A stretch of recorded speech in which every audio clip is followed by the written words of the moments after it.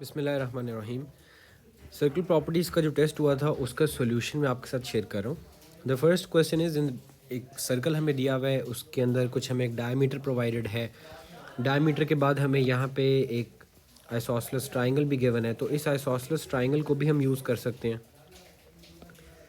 हमें पता है कि this angle will become x degrees, ठीक है।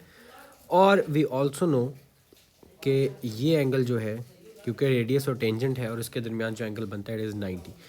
तो यहाँ से मैं एक्स डिग्रीज फाइंड कर सकता हूँ, और एक्स डिग्रीज फाइंड करने के लिए I can write x plus 62 is equal to 90 degrees. क्योंकि दोनों एंगल्स कॉम्प्लीमेंट्री हैं, इन दोनों का सम 90 के इक्वल है, तो एक्स की वैल्यू मेरे पास आ जाएगी 90 minus 62 which is 28 degrees. So this angle will become 28 degrees. Similarly, this angle will also become 28 degrees क्योंकि ये आइसोसेलेस ट्राइंगल था। सेकेंडली मैं इसके बाद ये वाला एंगल भी फाइंड कर सकता हूँ, क्योंकि दिस एंगल, ये एक ट्राइंगल है और ट्राइंगल में सारे एंगल्स का सम इज़ 180।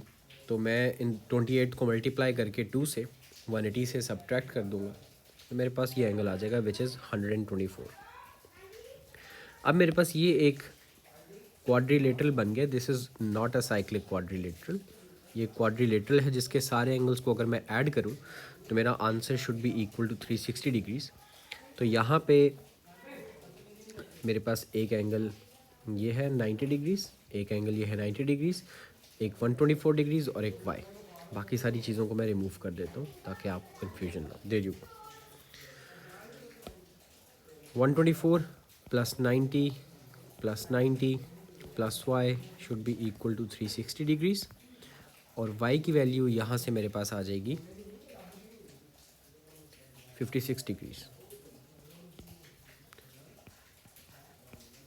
तो ये मेरा क्वेश्चन यहाँ कंप्लीट हो गया।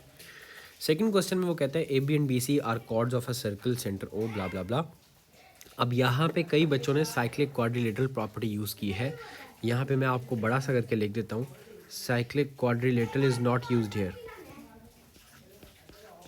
क्वाड्रिलेटरल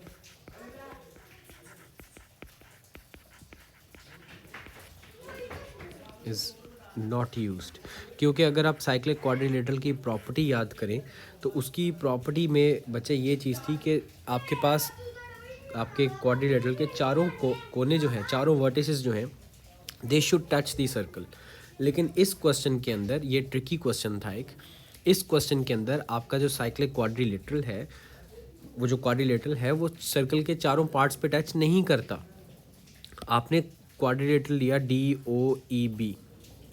अब इसके अंदर कितने पॉइंट्स हैं जो सर्कल के सर्कमफेरेंस को टच करें? सिर्फ one, only one B part is there, only B point is there जो सर्कल के सर्कमफेरेंस को टच कर रहा है, बाकी और कोई भी टच नहीं कर रहा। एक और चीज़ मैंने वीडियो के अंदर मेंशन की थी, दैट वाज कि आपके पास जब कोई कॉर्ड बनती है तो कॉर्ड और रेडियस के दरमियान जो एंगल बनता है it is always 90 degree. So this angle is 90, this angle is 90।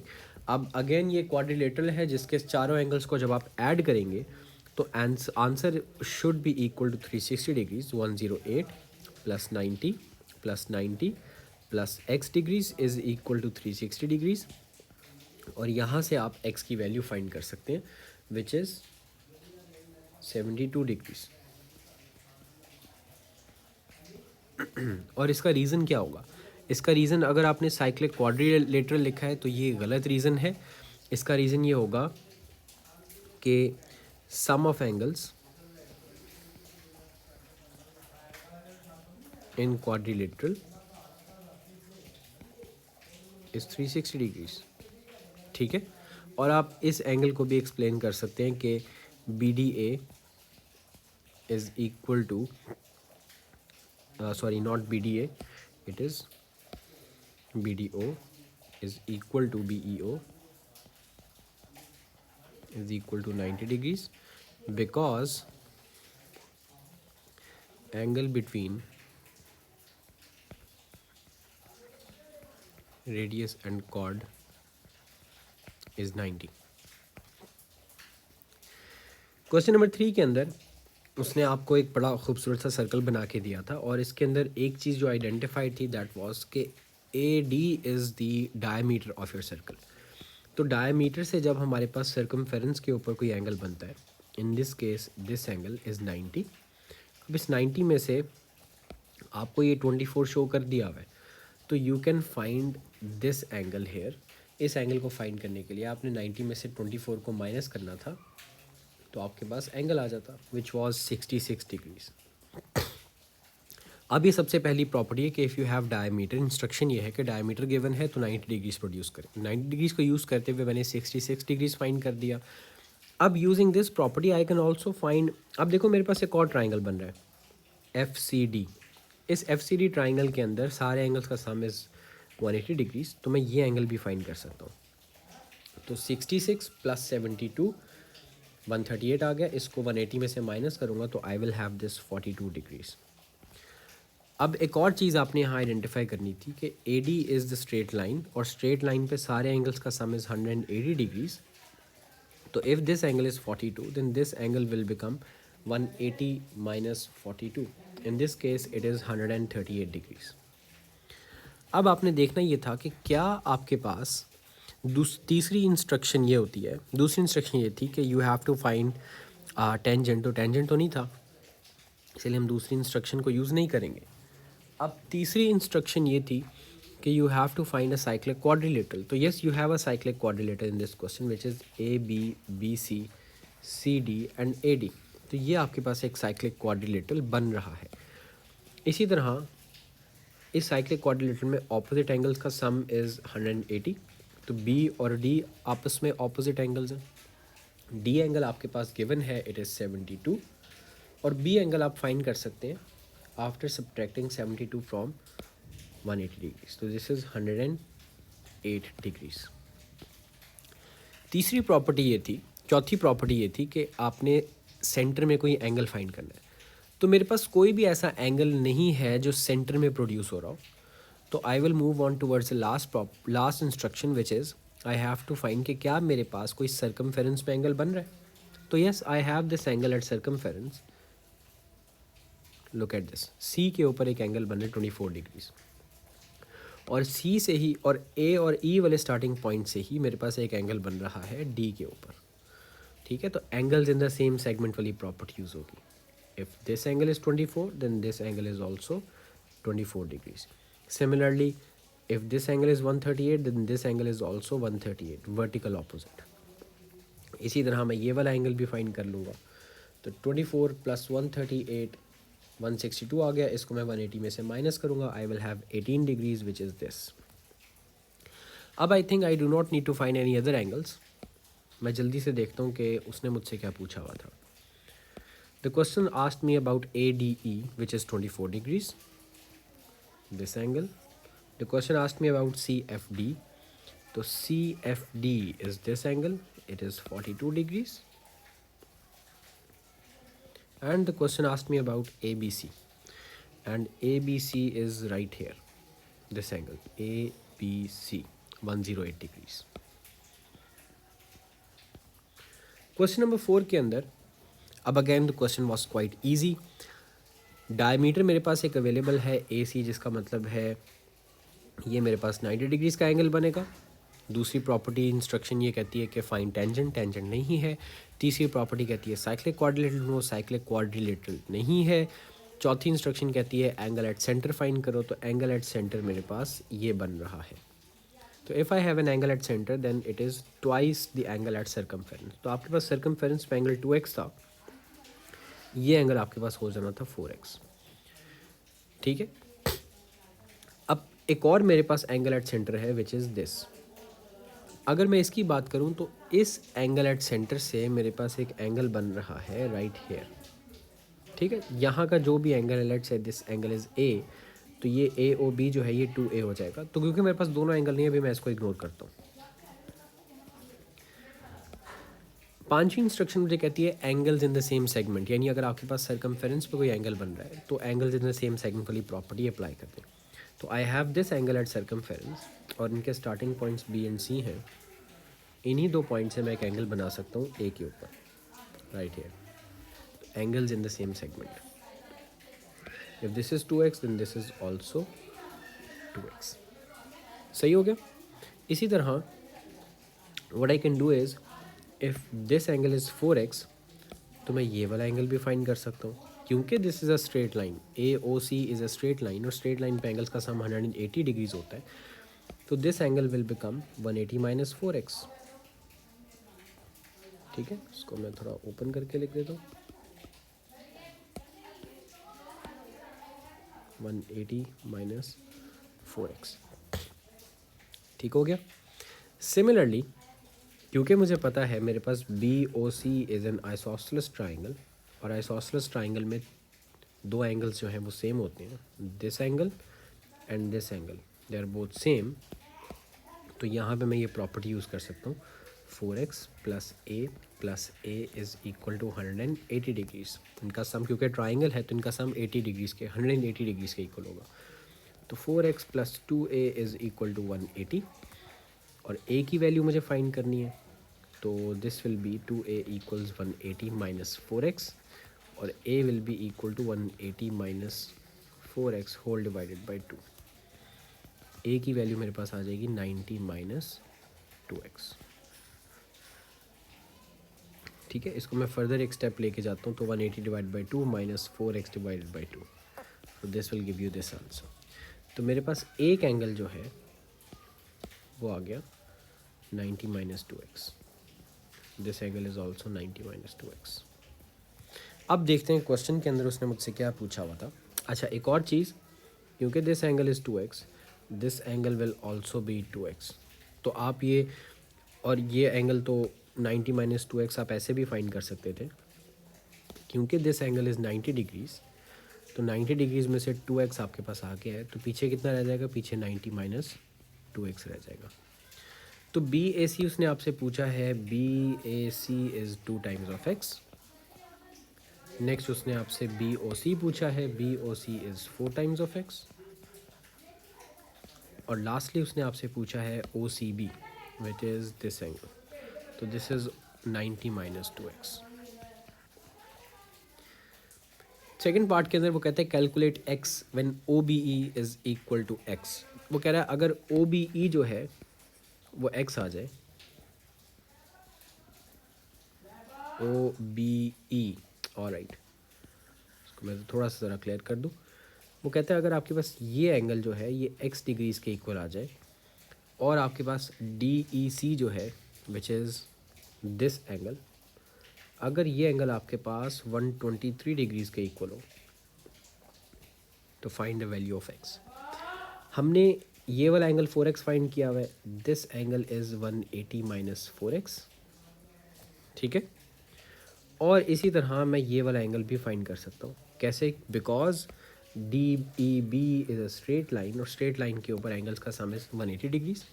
तो I can find this blue angle, ये 180 माइनस 123 हो जाएगा, दिस विल बी 57। अब ये एक ऐसा ट्राइंगल है जिसके अंदर तीन एंगल्स आ गए, 57 plus 180 minus 4x plus x। इन तीनों एंगल्स का sum should be equal to 180 degrees.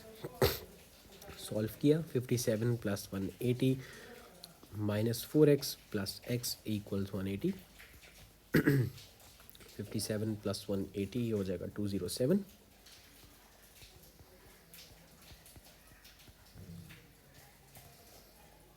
And x will be equal to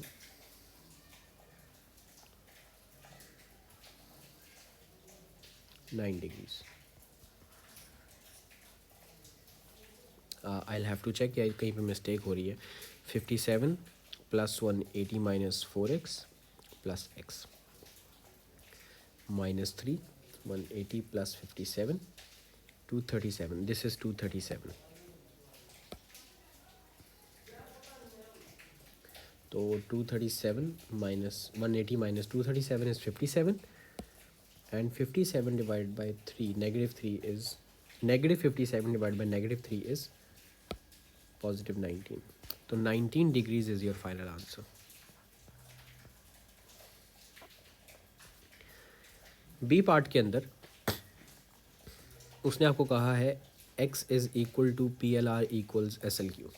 तो x आपके पास ये है पी एल आर, वो कहता है कि ये एस एल क्यू के भी इक्वल है। इसका क्या रीज़न हो सकता है? इसका रीज़न बच्चे ये है कि क्योंकि मेरे पास दो लाइंस आपस में इंटरसेक्ट करती हैं तो ये वर्टिकल ऑपोजिट वाला केस है। इसका रीज़न है वर्टिकल ऑपोजिट। नेक्स्ट मुझसे वो पूछ रहा है कि यार अगर ये एंगल भी आपके पास x आ गया तो S M Q is equal to X. S M Q जो है this is equal to X. ये कैसे x है? तो बेटा इसका आंसर ये था कि स्टार्टिंग पॉइंट्स इनके s और q हैं और इधर से एक एंगल बन रहा है l के ऊपर, इन्हीं दो पॉइंट से एक एंगल बन रहा है m के ऊपर।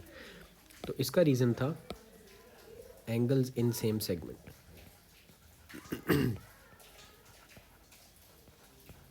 ये तो हमसे क्लियर हो गया। नेक्स्ट पार्ट में वो कहते हैं prove that P R M equals Y.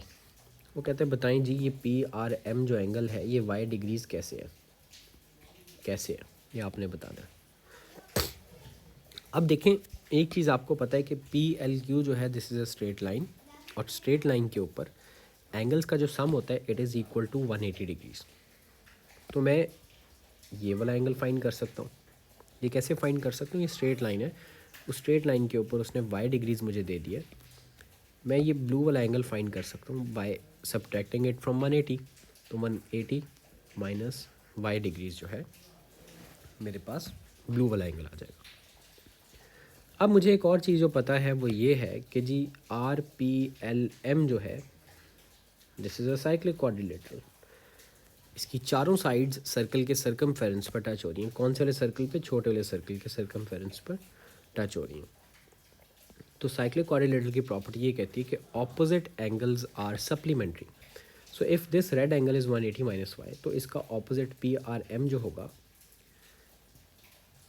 ये भी हमने फाइंड करना है। इसको ए के इक्वल लेते हैं। तो ए यानी सॉरी इसको लेते हैं P R M plus P L M. इनका sum is equal to 180 because these angles are supplementary. P R M is A and this is 180 minus Y equals 180। तो जब आप ए की वैल्यू फाइंड करते हैं ए की वैल्यू आपके पास आ जाएगी वाई डिग्रीज। अगर आप ये वर्किंग उस पार्ट के अंदर सॉल्व शो कर दें तो आपको इसके पूरे मार्क्स मिल जाएंगे, क्योंकि उसने आपसे यही पूछा है कि जी शो कर दें ये कैसे आया। अगर आप खाली यही वर्किंग लिख देंगे तो आपको इसके मार्क्स मिल जाएंगे। ठीक है। और रीज़न में आप ये लिख सकते हैं साइक्लिक क्वाड्रिलेटरल या कोई भी आप इसमें कहानी डाल सकते हैं अपनी, जो भी आपको समझ आई है, जो भी आपने स्टेप्स किए उन स्टेप्स को आप यहाँ एक्सप्लेन कर दें तो it will suffice. Question number 5 के अंदर अगेन एक सर्कल दिया हुआ है और मुझे यहाँ पे क्योंकि मेरी अच्छी प्रैक्टिस हो गई है तो मुझे प्रॉपर्टीज़ नज़र आने लग गई हैं। अब मुझे इंस्ट्रक्शंस की ज़रूरत कम पड़ रही है। ई और सी मेरे पास स्टार्टिंग पॉइंट्स हैं। इधर से एक एंगल बन रहा है ए के ऊपर और इन्हीं दो पॉइंट से एक एंगल बन रहा है बी के ऊपर। तो मैं इधर से simple angles in same segment वाली प्रॉपर्टी लगा सकता हूँ। This is 72 degrees. इसी तरह मेरे पास एक एंगल बन रहा है सर्कमफेरेंस के ऊपर which is 25 degrees.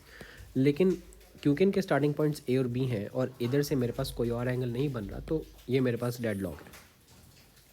But I do have a cyclic quadrilateral which is E A C D. तो इसके ऑपोजिट एंगल्स आर सप्लीमेंट्री। तो if this angle is 72 degrees तो this angle will be 108 degrees. ठीक है। अब मेरे पास एक और साइक्लिक क्वाड्रिलेटरल यहाँ पे बन रहा है which is E B C D. दो साइक्लिक क्वाड्रिलेटरल्स हो गए। तो अभी इसको हमने क्या करना है अभी देखते हैं। लेकिन मुझे यहाँ पे एक छोटा सा ट्राइंगल नज़र आ रहा है और क्योंकि मेरा मकसद ये है कि मैं सारे एंगल्स फाइंड करूँ तो इधर मैं सबसे पहले ये एंगल भी फाइंड कर लूँगा।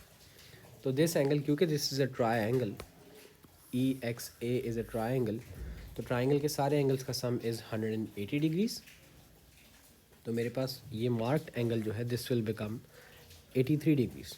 अगर ये एंगल 83 है then this angle is also 83 because vertical opposite. और अगर ये 83 डिग्रीज है तो मैं ये एंगल भी फाइंड कर सकता हूँ। This is 25 by the way. ये कैसे आएगा? क्योंकि मेरे पास ए और बी स्टार्टिंग पॉइंट से इधर से एक एंगल बन रहा है ई के ऊपर, इन्हीं दो पॉइंट से मेरे पास एक एंगल बन रहा है सी के ऊपर। तो एंगल्स इन सेम सेगमेंट। तो ये भी मेरे पास कंप्लीट हो गया। अब मैं ये वाला एंगल भी फाइंड कर सकता हूँ। ये वाला एंगल कैसे फाइंड करूँगा? मेरे पास एंगल्स वाली वर्कशीट के अंदर आई have an interesting property which is corresponding angles. अगर आपके पास दो पैरेलल लाइंस हैं और उन दो पैरेलल लाइंस के दरमियान इनसाइड एक एंगल बन रहा है, तो उसके बाहर वाली साइड पे भी वही एंगल बनेगा। यहाँ पे एग्जैक्टली यही प्रॉपर्टी मैं यूज़ करूँगा। ये मेरे पास दो पैरेलल लाइंस हैं, E B and D C are parallel lines.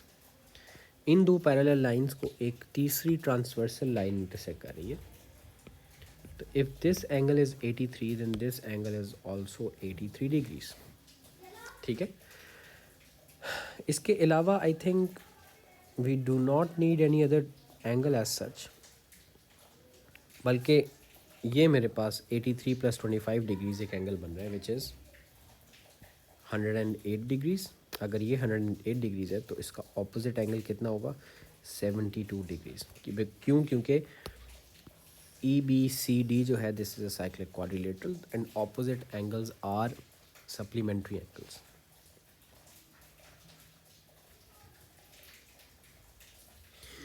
तो ये मेरे पास तकरीबन सारे एंगल्स मैंने फाइंड कर लिए। अब वो कह रहा है ई बी सी फाइंड करें, तो E B C is 72।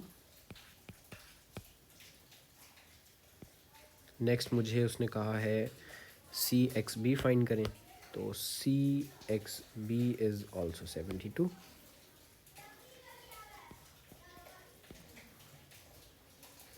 Oh, it was 83 degrees.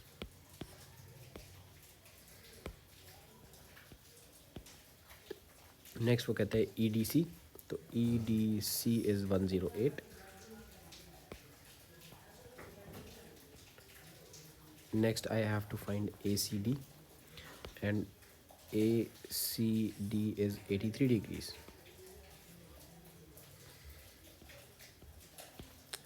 Question number 6, last question. अब अगेन हम में से काफ़ी बच्चों ने जो मिस्टेक की, बल्कि मिस्टेक नहीं की, काफ़ी बच्चों का ठीक था। इसके अंदर एक तो इजी चीज़ जो आपको नज़र आ रही that is A D C B जो है this is a cyclic quadrilateral. तो साइक्लिक क्वाड्रिलेटरल में if this angle is 68 degrees then you can certainly find this angle which is B C D. 180 - 68 आपको दे देगा 112 degree. So this angle is 112 degrees.